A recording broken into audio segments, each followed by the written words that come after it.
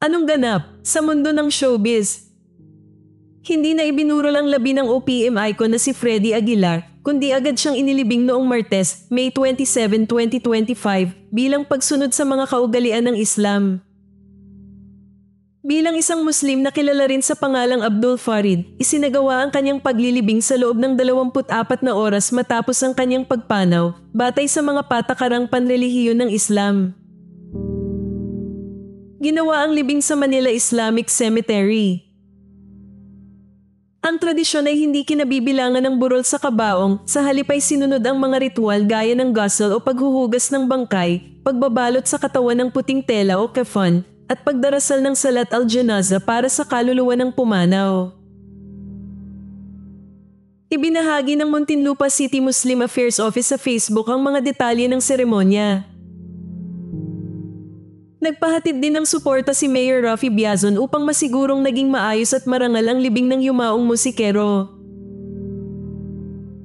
Pumanaw si Freddy Aguilar sa edad na 72. Naiwan niya ang kanyang asawang si Jovi at ang kanilang mga anak.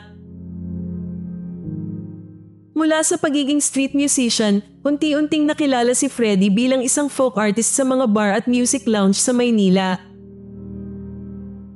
Sa talento niyang hindi matatawaran sa pagsusulat at pag-awit ng mga makabayang kanta, napabilang siya sa hanay ng mga pinakamahusay na musikero sa Pilipinas.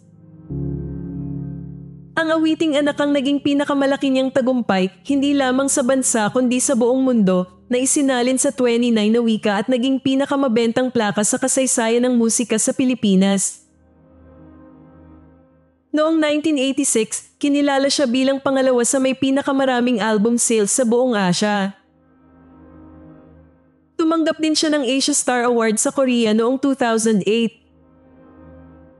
Isinilang si Freddy noong February 5, 1953 sa Santo Tomas, Isabela. 2 beses siyang nag-asawa at may 4 na anak mula sa unang asawa.